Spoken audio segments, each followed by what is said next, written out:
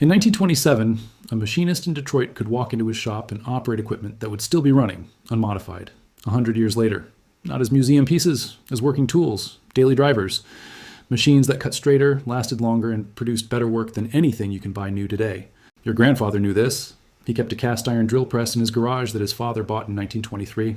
Still had the original motor, still cut perfectly square holes. He could have replaced it a dozen times. He never did. Because he understood something the modern world forgot, that the machines built between 1920 and 1930 represented a peak we've been climbing down from ever since. By the 1970s, those machines started disappearing from American workshops. Not because they stopped working, but because planned obsolescence became more profitable than building things to last. Here are the 7 machines from the 1920s that the smartest craftsmen, farmers, and builders still refuse to give up, and exactly why modern replacements can't come close. You remember what a real tool felt like. Heavy, balanced, built from metal that had weight to it, substance. The machines your father used didn't vibrate themselves apart after 3 years. They didn't have plastic gears that stripped out the first time you pushed them hard. They were engineered by men who understood that a tool was an investment, not a disposable. The world didn't fade away naturally. It was dismantled. Piece by piece, factory by factory, the companies that built equipment to last a lifetime realized they'd built themselves out of business, so they stopped. And they made sure the next generation never learned why the old iron was better. But some men never got the memo, and their workshops tell a different story. The first machine is a 1920s-era Singer treadle sewing machine, not the electric ones that came later. The foot-powered models with the cast iron frame and the wheel you pumped with your leg. These machines are still stitching leather in saddle shops across Montana and Wyoming, still repairing canvas in marine supply stores in Maine, still hemming denim in tailor shops that have been family-run for 4 generations. No electricity required, no circuit boards to fail, no planned obsolescence built into the engineering. A Singer 66 from 1925 weighs 73 pounds. The head is cast iron. The bobbin mechanism is machined brass. Every moving part was designed to be oiled, adjusted, and repaired, not replaced. The stitch tension on a 90-year-old Singer properly maintained is more consistent than a computerized machine made last year. Your grandmother probably had one. Maybe it sat in a corner of the spare room and you thought it was just a relic. But talk to anyone who works with heavy fabric, upholsterers, sailmakers, leather workers, and they'll tell you the same thing. When the job matters, they reach for the treadle Singer, because it never quits, because it sews through materials that would jam or break a modern machine, and because you can fix it with a screwdriver and a drop of oil. In 1950, Singer produced over 2 million treadle machines in a single year. By 1965, they'd stopped making them entirely. The company shifted to electric portables with plastic cams and nylon gears. The second machine is a cast iron table saw from the 1920s. Brands like Delta, Rockwell, Oliver. These weren't contractor saws or job site saws. They were cabinet saws built for production shops and high schools. Shop class equipment that was supposed to last 30 years. Most of them lasted 3 times that long. The difference is in the castings. A Delta Unisaw from 1928 has a tabletop that weighs 160 pounds. Solid cast iron, ground flat to within 0.02 of an inch.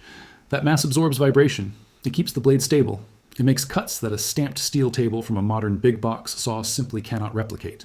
You can still find these saws in woodworking shops, one-man furniture businesses, and the garages of men who learned the trade from their fathers. The motors get rebuilt, the bearings get replaced, but the iron frame and the precision castings, those are eternal.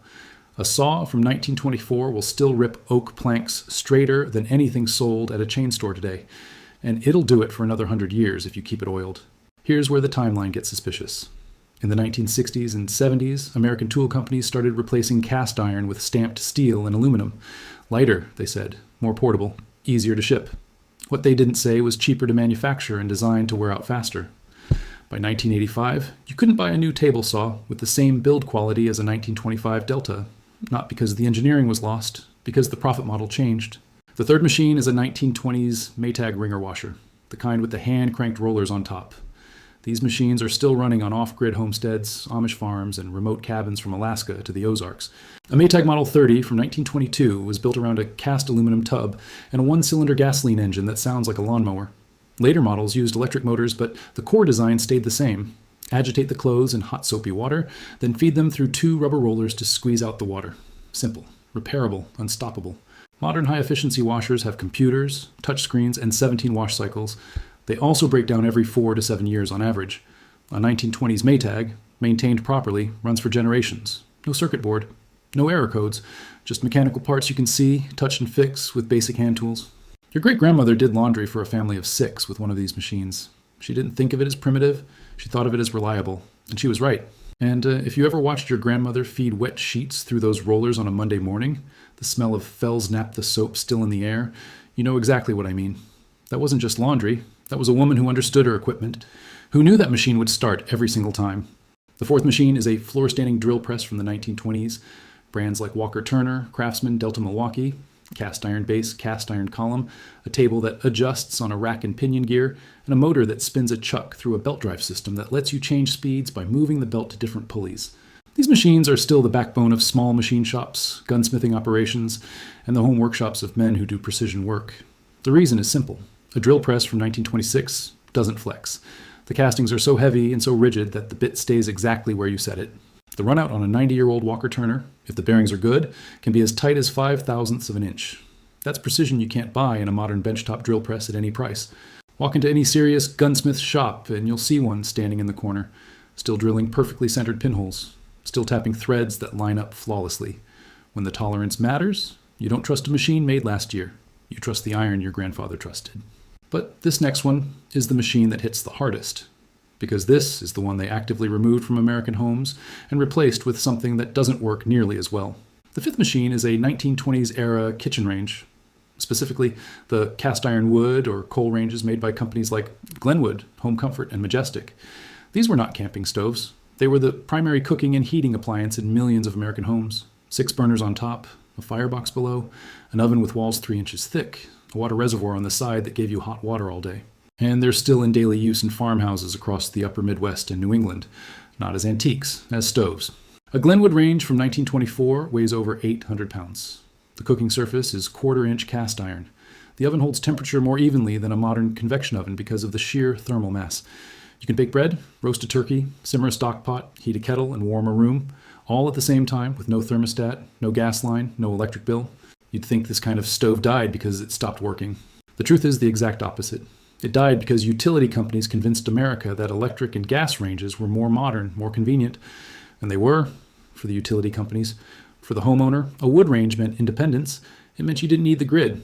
And that was a problem for the people selling electricity. Between 1935 and 1955, the Rural Electrification Administration wired up farms across America. And right behind the power lines came salesmen selling electric ranges. What they meant was, it makes you independent, and we can't sell you kilowatt hours if you're cooking with wood you cut yourself. The 6th machine is a 1920s treadle-powered scroll saw or jigsaw. Brands like Delta, Goodell Pratt, and Barnes. These are delicate machines, thin blades, fine teeth, designed for intricate cuts in thin wood. And they're still used by craftsmen who make wooden toys, inlay work, and puzzle boxes. The advantage of a treadle scroll saw is control. Your foot controls the speed, your hands control the workpiece. There's no electric motor screaming at 3,500 RPM, just a gentle rhythmic up and down driven by your own leg. You feel the blade, you feel the wood. You make cuts with a level of finesse that a modern powered scroll saw running at constant speed simply can't match. These saws were built for home workshops and school shops. They weighed 40 to 60 pounds, bolted to a bench or stood on their own cast iron legs. A man could spend an evening cutting fretwork for a clock case or a child's toy, and the only sound was the whisper of the blade and the creak of the treadle.